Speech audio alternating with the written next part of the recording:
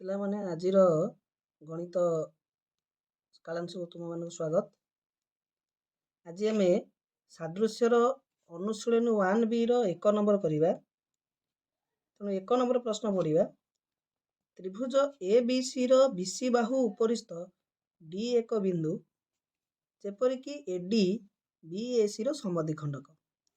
ABC ଏକ ତ୍ରିଭୁଜ AD BAC କୋଣର ସମଦ୍ୱିଖଣ୍ଡକ ହୁଏ, ତେବେ ତ୍ରିଭୁଜ ABD ଓ ତ୍ରିଭୁଜ ADC ର କ୍ଷେତ୍ରଫଳର ଅନୁପାତ ଆମକୁ ନିର୍ଣ୍ଣୟ କରିବାକୁ ପଡ଼ିବ।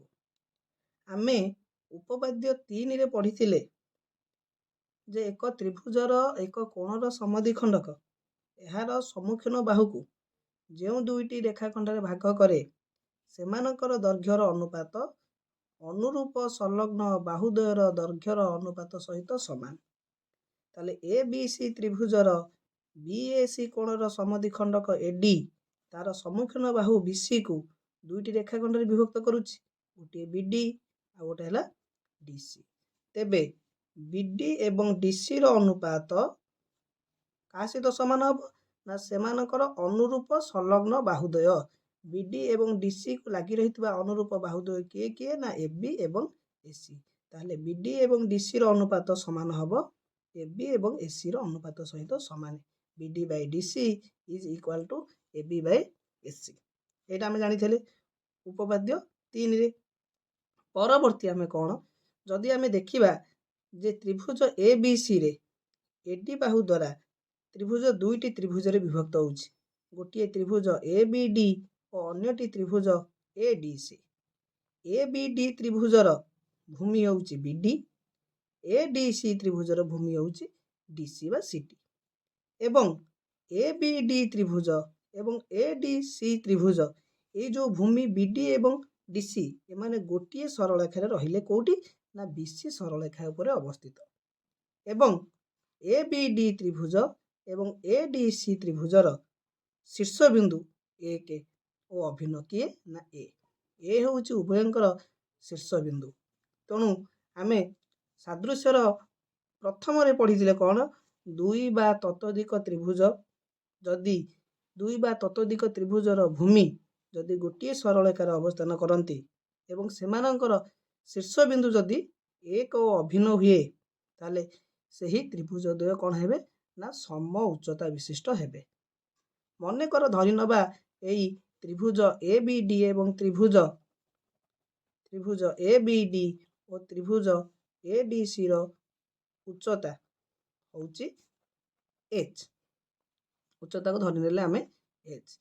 ତାହେଲେ ଆମେ କ'ଣ ଲେଖିବା ନା ତ୍ରିଭୁଜ ABD ର କ୍ଷେତ୍ରଫଳ ବର୍ତ୍ତମାନ ବାହାର କରିବା। ତ୍ରିଭୁଜ ABD ର କ୍ଷେତ୍ରଫଳ ବାଇ ତ୍ରିଭୁଜ ADC ର କ୍ଷେତ୍ରଫଳ। ଆଚ୍ଛା, ତ୍ରିଭୁଜର କ୍ଷେତ୍ରଫଳ ଆମେ ଜାଣିଛେ କ'ଣ ନା 1/2 ଭୂମି ଇଣ୍ଟୁ ଉଚ୍ଚତା। ତାହେଲେ ତ୍ରିଭୁଜ ABD ର କ୍ଷେତ୍ରଫଳ ଲେଖିବା ହାଫ୍ ଇଣ୍ଟୁ ତାର ଭୂମି ହେଲା କିଏ ନା BD ଇଣ୍ଟୁ ଉଚ୍ଚତାକୁ ନେଲେ h। ବିଭକ୍ତକ ସେମିତି ତ୍ରିଭୁଜ ADC ର କ୍ଷେତ୍ରଫଳ ପାଇଁ ପକେଇବା ଫର୍ମୁଲା ହାଫ୍ ଇଣ୍ଟୁ ତାର ଭୂମି ହେଲା DC ଏବଂ ଉଚ୍ଚତା ମଧ୍ୟ ତାର h। ଉଭୟଙ୍କର ଉଚ୍ଚତାକୁ ଆମେ h ଧରି ନେଇଛେ। ତାହେଲେ ଏଇଠି ଆମେ କ'ଣ କରିବା ନା 1/2 କାଟିଦେବା, h କାଟିଦେବା। ତାହେଲେ ଆମର ଆଉ ରହିଲା କେତେ ନା BD by DC।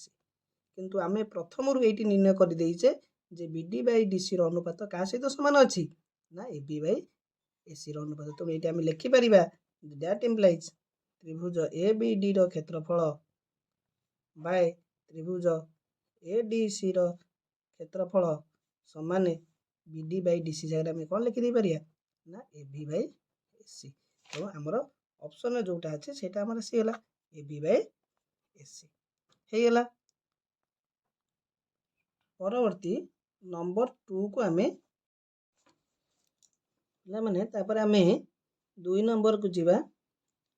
2 ନମ୍ବରରେ ଆମର କ'ଣ ପ୍ରଶ୍ନ ଅଛି? 2 ନମ୍ବର ପ୍ରଶ୍ନ ଅଛି ଯେ ତ୍ରିଭୁଜ ABC କୋଣର ସମଦ୍ୱିଖଣ୍ଡକ AC ବାହୁକୁ D ବିନ୍ଦୁରେ ଛେଦ କରେ।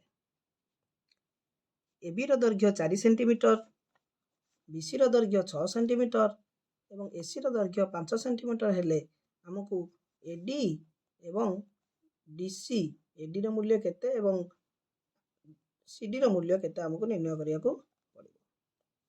ताले आमे आर समाधान करिबा। अच्छा आमे उपपाद्य 3 रे पढिथिले जे कोन जे एक त्रिभुज रे एक कोणर समद्विखंडक तार सम्मुखीन बाहुको जेउ दुईटी रेखाखंड रे भाग करे सेमानंकर दैर्घ्यर अनुपात अनुरूप संलग्न बाहुद्वयर दैर्घ्यर अनुपात सहित समान। ताले त्रिभुज ABC रे ABC कोणर समद्विखंडक किए BD तार सम्मुखीन बाहु AC को दुईटी रेखाखंड रे भाग करूची गोटी होची AD अन्यटी होची CD बा DC। ताले एई AD एवं CD रो अनुपात का सहित समान हबो तांकर अनुरूप संलग्न बाहु किए कि ना AB एवं BC रो अनुपात सहित समान हबो। ताले आमे एठी लिखिबा जे AD बाय DC समान AB बाय BC। वर्तमान पे प्रत्येक रो मूल्य आमे बसै दबा। AD एवं DC AD रो मूल्य जानिने बाय DC रो मूल्य जानिने मध्य जानिने AB रो मूल्य आमे लिखि दबा 4 BC रो मूल्य लिखि दबा 6। तापर आमे एठी कोन करिबा आको किरपरि भाबरे सरल करिबा ना एठी आमे कोन करिबा ना जोग प्रक्रिया आमे अवलंबन करिबा। जोग प्रक्रिया अनुपात समानुपात आमे जोग प्रक्रिया पकेबा। जोग प्रक्रियाटी कोन ना एठी जोग प्रक्रिया हेले AD plus DC by DC समान 4 मिश्रण 6 बाय 6। कोन जोग प्रक्रियाटी जदि A by B is equal to C by D हुए ताले A plus B by B समान C plus D by D। तो एठी C आको पकेले AD plus DC by DC समान 4 जुक्त 6 बाय 6। ताले एठी AD रे DC मिसिले AD बाहु एवं DC बाहु मिसिले टोटल को बाहु होछि ना AC बाहु AC बाय DC समान ए 6 4 हेला 10 विभक्तक 6। दैट इंप्लाइज एठी AC रो मूल्य हम जानि जाइछे केते ना 5 विभक्तक DC समान 10 बाय 6। वर्तमान हम एठी कोन करबा एठी वज्र अनुन कर दबा ताले 10 into DC समान 5 गुणन 6। दैट इंप्लाइज DC ही जेबो केते 5 गुणन 6 विभक्तक 10 5 के 5 5 दुने 10 2 के 2 2 3 6। तबे DC रो मूल्य पाइले हमें 3 सेंटीमीटर। ताले AC रो दैर्घ्य अछि 5 सेंटीमीटर। ए ठारू C बिंदु रो दूरता बा AC हैला 5 एवं DC हैला 3। ताले एउटू टोटल AC टा हैला हमर 5 एवं DC D ठारू C रो दूरता केते हैला एउटू एति गेला 3 बाकी एउटू एति केते हब केम जानिबा ना AC रो दैर्घ्य रु DC रो दैर्घ्य माइनस कर दबा ताले अतबे एटी AD केते हि जिवो ना AC माइनस DC। AC हैला हमर 5 DC हैला हमर 3 5 ରୁ 3 गेले 2 सेंटीमीटर। ताले हम एटी CD रो दैर्घ्य पाइले 3 सेंटीमीटर एवं AD रो दैर्घ्य पाइले 2 सेंटीमीटर।